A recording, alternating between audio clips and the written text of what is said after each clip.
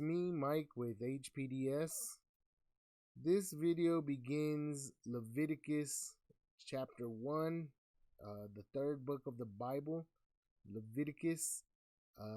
Per usual, I will go ahead and read the Lord's Prayer. And it reads, Our Father, which art in heaven, hallowed be thy name. Thy kingdom come, thy will be done in earth as it is in heaven. Give us this day our daily bread, and forgive us our debts as we forgive our debtors. And lead us not into temptation, but deliver us from evil. For thine is the kingdom, and the power, and the glory forever. Amen. Of course, Leviticus is the third book of the Bible. I will not get into the previous books, but they are Genesis followed by Exodus. And I did do chapter by chapter Bible studies on both of those books. But this book is Leviticus, and this book will be mostly regarding the Levites. There is, of the 12 tribes of Israel, there is one tribe called the tribe of Levi. And this is Leviticus, so it's a book about laws that these Levites will actually be, for the most part, following as God tells them. This will be a book of laws that God is giving them. For the most part, that is what this book is about. Chapter 1, I will go ahead and get into it. Chapter 1 is called Burnt Offerings. And what we will be seeing in this chapter, it's a small chapter of 17 verses. Verses 1 through 2, we will read about the burnt offerings. Verses 3 through 9, we will hear about offerings of the herd and how those are to be sacrificed, as well as verses 10 through 13, we're going to read about offerings of the flock. And verses 14 through 17, we will be reading about offerings of the fowl. So, of course, this book, like I said, is about the sacrifices that the Levites will be making. And so that's what we'll go ahead and read about. I'll read it like normal. The format is that I will read this. I will read the chapter just all the way straight through. And then afterwards, with the help of the Holy Spirit, I'll reread it verse by verse and kind of break it down and talk about what exactly is going on here. So, without further ado, I'll go ahead and get to reading Leviticus chapter 1. And of course, per usual, it is the King James Version of the Bible that I read. Okay, so, and it reads, And the Lord called unto Moses, and spake unto him out of the tabernacle of the congregation, saying, Speak unto the children of Israel, and say unto them, If any man of you bring an offering unto the Lord, ye shall bring your offering of the cattle, even of the herd and of the flock. If his offering be a burnt sacrifice of the herd, let him offer a male without blemish. He shall offer it of his own voluntary will at the door of the tabernacle of the congregation before the Lord. And he shall put his hand upon the head of the burnt offering, and it shall be accepted for him to make atonement for him. And he shall kill the bullock before the Lord and the priests. Aaron's sons shall bring the blood and sprinkle the blood round about upon the altar that is by the door of the tabernacle of the congregation. And he shall flay the burnt offering and cut it into his pieces. And the sons of Aaron the priest shall put fire upon the altar, and lay the wood in order upon the fire. And the priests, Aaron's sons, shall lay the parts, the head, and the fat in order upon the wood that is on the fire, which is upon the altar. But his inwards and his legs shall he wash in water, and the priest shall burn all on the altar, to be a burnt sacrifice, an offering made by fire, of a sweet savor unto the Lord. And if his offering be of the flocks, namely of the sheep, or of the goats for a burnt sacrifice, he shall bring it a male without blemish. And he shall kill it on the side of the altar northward before the Lord and the priests. Aaron's sons shall sprinkle his blood round about upon the altar, and he shall cut it into his pieces with his head and his fat, and the priest shall lay them in order on the wood that is on the fire which is upon the altar. But he shall wash the inwards and the legs with water, and the priest shall bring it all, and burn it upon the altar. It is a burnt sacrifice, an offering made by fire of a sweet savor unto the Lord. And if the burnt sacrifice for his offering to the Lord be of fowls, then he shall bring his offering of turtle doves or of young pigeons, and the priest shall bring it unto the altar, and wring off his head, and burn it on the altar, and the blood thereof shall be wrung out at the side of the altar. And he shall pluck away his crop with his feathers, and cast it beside the altar on the east part, by the place of the ashes. And he shall cleave it with the wings thereof, but shall not divide it asunder. And the priest shall burn it upon the altar, upon the wood that is upon the fire. It is a burnt sacrifice, an offering made by fire of a sweet savor unto the Lord. All right, so that was Leviticus chapter 1 in its entirety. And so yeah, so what exactly is going on here? There's it's a short chapter of only 17 lines, and he talks about some burnt offerings. So of course he talks about early on. He says there's going to be some burnt offerings, and he says if you make these burnt offerings, this is how you should make them. And then of course he gives directions on if they're from the herd or if they're from the flock or if they're even birds, which is, the word fowl, what the word fowl means. So so that's kind of what's going on here. And let me just get some things ready that I did not have ready.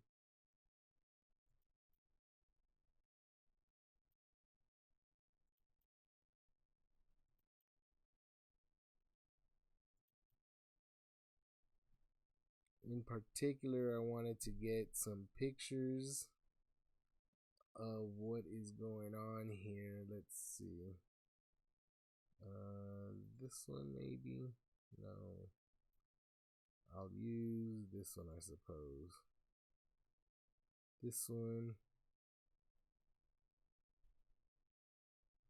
Okay. And this one.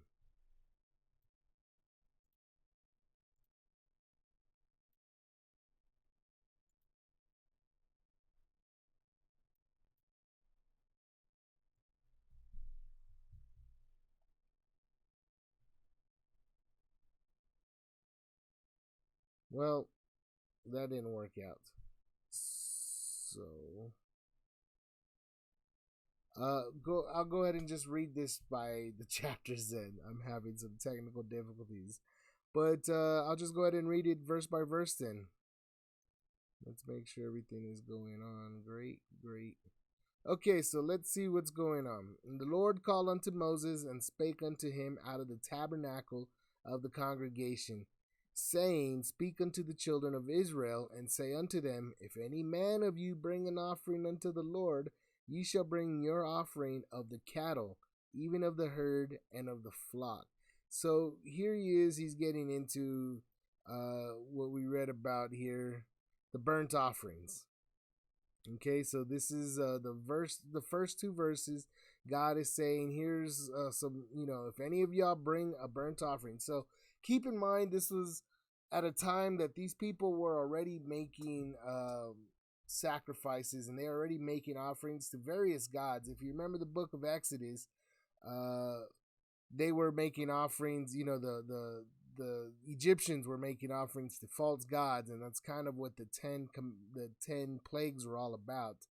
And then after, the children of Israel were taken out of Egypt, the whole point was so that they could go make offerings to their God, remember? And Pharaoh wouldn't let them. But it's a thing that they obviously were making these burnt sacrifices in those days that, whether they were making them to God, as these children of Israel should have been doing, or perhaps making them to false gods. Remember, in the book of Exodus, we did read about the golden calf, and how a bunch of the children of Israel did make a golden calf, at the, with Aaron, the main priest, and everything. He had gathered up the gold and burned it down and smelted it down and actually made this golden calf. So they were clearly aware of sacrifices and offerings to some sort of God or to God. And now God is telling them outright, if you're going to do this, you must do it a certain way. So now they are being told exactly how they should be doing it. It isn't just some sort of activity that they should be doing however they feel like it. They shouldn't just be saying, I make a sacrifice and I'll do it any which way I want. I'll, maybe throw it in the water, or I'll bury it, or any. No, God is saying you're going to burn them, and they should be of the cattle and the herd. So they should be, from their own stuff, their own property, not from the property of outsiders.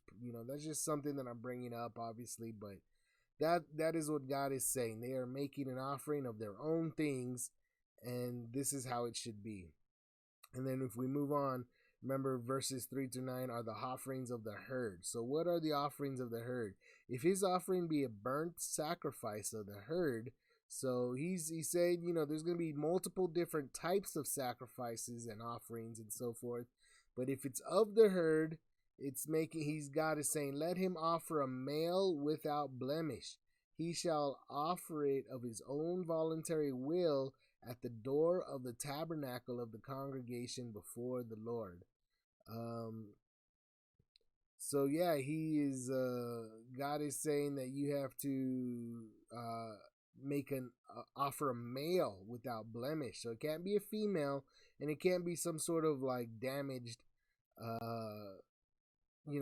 It can't have like problems with the legs or problems with ears, or I don't know, just any kinds of defects.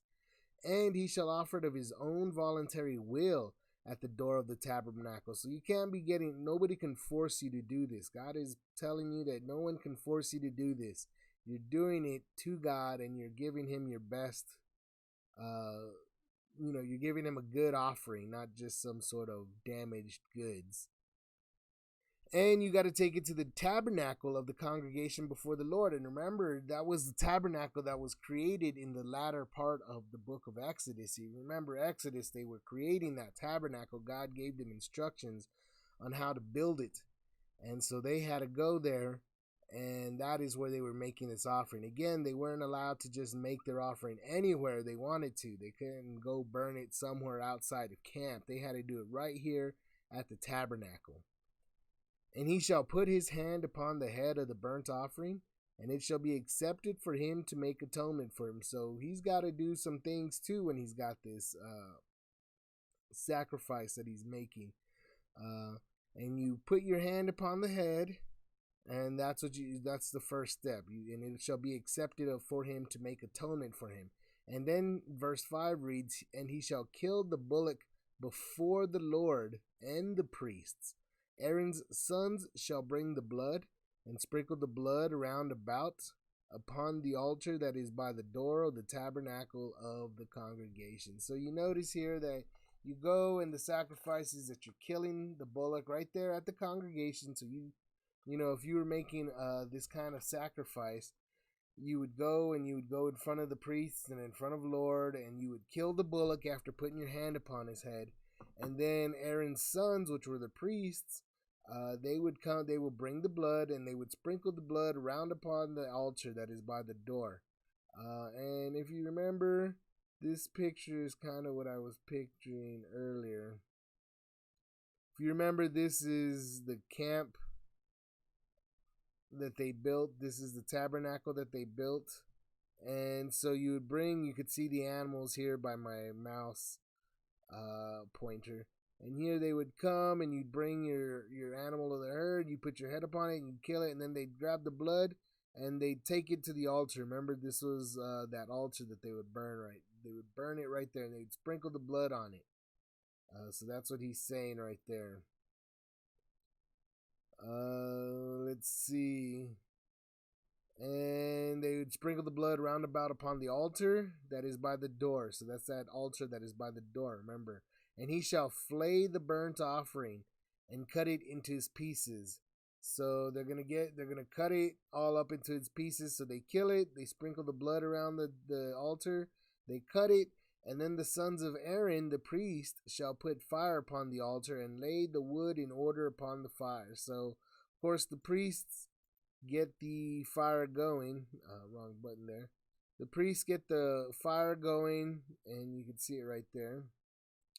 And they put the wood on the fire, and verse 8 reads, and the priests, Aaron's sons, shall lay the parts, the head, and the fat in order upon the wood that is on the fire, which is upon the altars. Of course, it's just the going in to say that the priests, Aaron's sons, are the ones that they lay everything, the head, the fat, all the parts, and they put it on the fire, and they're going to burn it. And then verse 9 you read, but his inwards and his legs shall he wash in water, and the priest shall burn all on the altar to be a burnt sacrifice, an offering made by fire, of a sweet savor unto the Lord. So if you notice, you kill the animal, you cut it into his pieces. They would get the fire going, and then they put all the parts, except for the inwards, which you would think are the intestines and so forth, and his legs. So they'd also get the legs, and they'd wash those in water. So the inwards and the legs, they'd pull out and they'd wash them in water. Nonetheless, everything seems to have been made by fire of a sweet. Everything got burnt though. So even though they put everything in there, but they'd wash the inside, the inwards, and the legs. So that's interesting. I'm not entirely sure why, but it is symbolic, and this is something that later on it kind of proves itself to be. Why is God doing this? This is symbolic. Remember, God himself cannot be seen. Remember how he showed himself to be kind of like the elements in the book of Exodus. He came down as a pillar of fire and a pillar of clouds. When Moses went up the mountain, the whole mountain was on fire, and there was nothing but earthquakes. And remember, he couldn't really see his face or any of that. So God is proving himself to be kind of, unseen. And it is something, a theme that you'll come across later on in the Bible, that he's not really visible, or humans can't really see him, but they can see what he does and the things that he does. And obviously they can hear him. And so right here, he's doing another kind of symbolic thing where they have to wash the insides and the legs. Nonetheless, they burn everything. And then we move on. Remember, verses 10 through 13 are offerings of the flock. So the herd is like the cattle, and the flocks are like the sheep. And so, and if his offerings be of the flocks, namely of the sheep or of the goats for a burnt sacrifice, he shall bring it a male without blemish. So very similar to up here if it's the herd. So if the herd, this is like the cattle. The flock is the sheep and the goats. But nonetheless, they're bringing a male without blemish. And he shall kill it on the side of the altar northward before the Lord and the priests. So you got to kill this on the northward side. So let's go ahead and bring up this picture again. And I think this picture is backwards, because I think this should be on the east side. So let me go ahead and see if I can't flip this somehow. I don't think this app lets me flip it. Anyway, but I think this gate right here should be on the east side. So that would make this side over here the north side, and this side the south side. And so they would have to bring it in and kill it on the north side. And you can they would be right here in this kind of area. And he would kill it on the side of the altar northward before the Lord and the priests. So that's kind of interesting. If you remember up here, the herd, you killed it at the door of the tabernacle. And then over here, you kill it on the north side of the altar.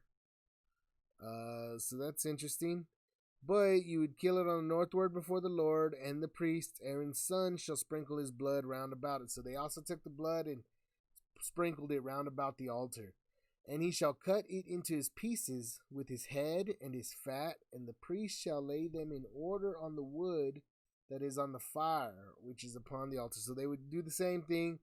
They would cut his pieces, his head and the fat, and they put them on the fire.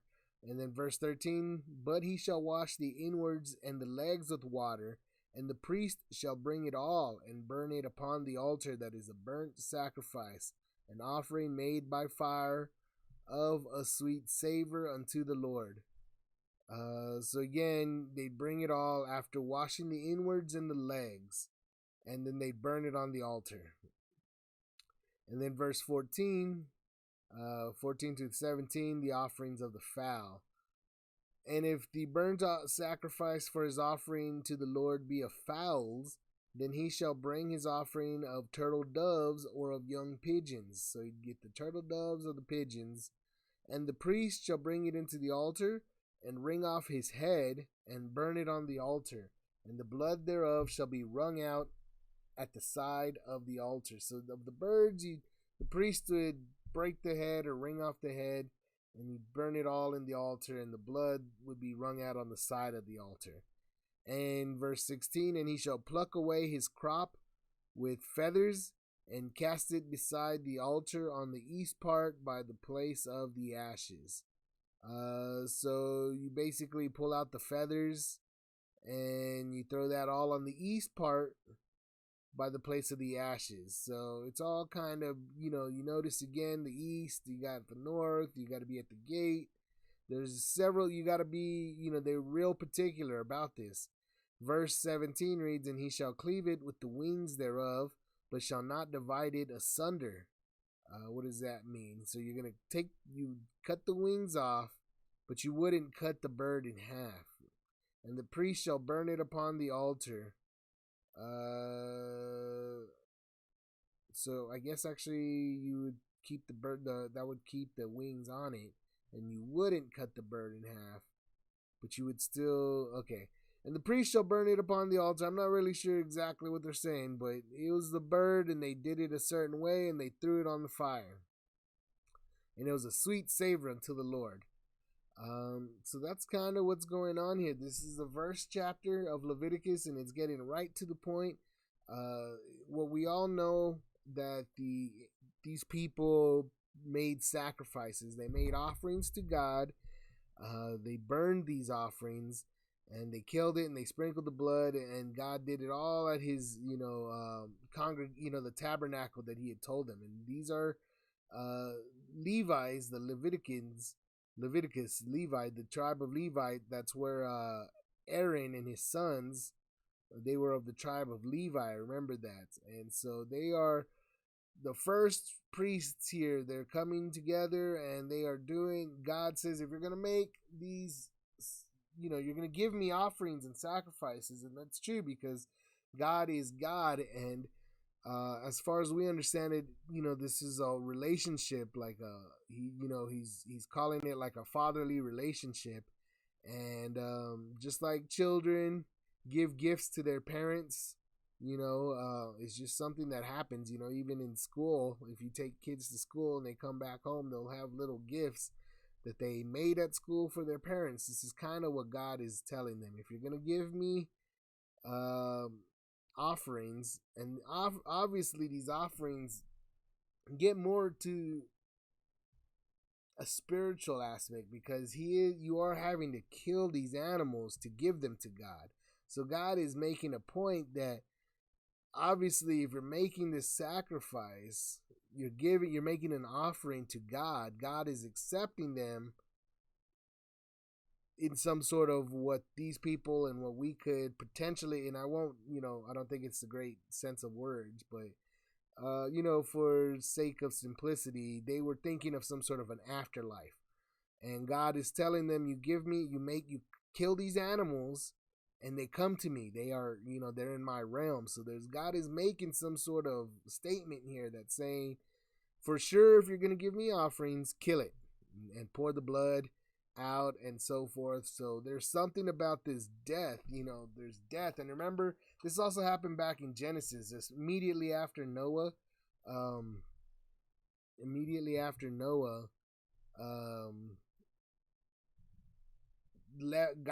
they got out of the ark, when Noah and his children and his family, when they got out of the ark, he immediately made some sacrifices, remember, and there was some clean animals and there was unclean animals. And of the clean animals he brought 7, and remember, of the unclean animals he brought 2 of each. And this is all back in Genesis, something like 6, 7, 8, those chapters.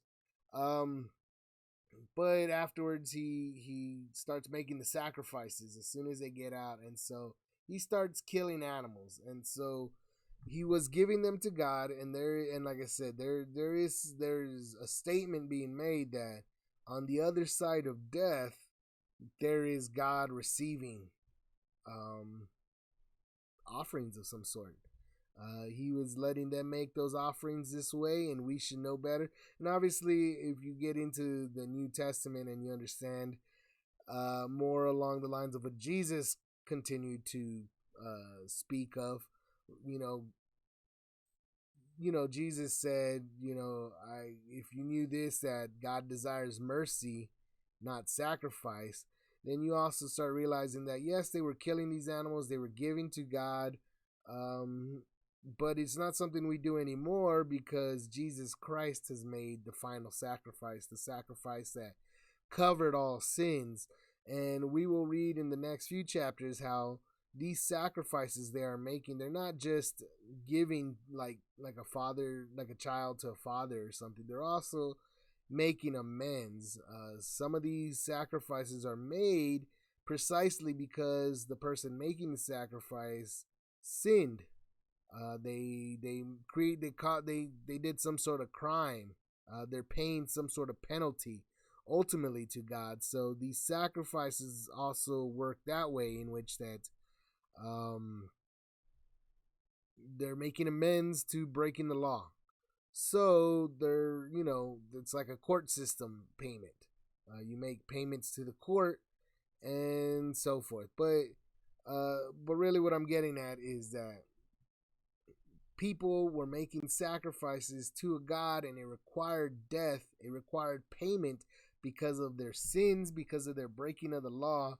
And of course, when we get much later on into the New Testament, we find out that Jesus Christ was the last sacrifice, and his sacrifice was so great that it actually covered all of sins, all sins. Whereas these people were covering their own sins, or trying to cover their own sins at least, and making payments to the Lord. But he was, they're not as great a sacrifice as a sacrifice that Jesus Christ made ultimately, and that the Lord made for us. And this is the opposite, where people are making sacrifices for him, whereas later on we will read about the sacrifice that he made for us. And so that's kind of all I really have for this particular chapter. This is, of course, Leviticus chapter 1, and I will end this video here. So I will go ahead and say, if you like what I'm doing, please like the video and subscribe to the channel for future chapter by chapter Bible study. And I pray that we all bless Jesus Christ, and I pray that Jesus Christ blesses all of us, and that we all bless Jesus Christ. Amen.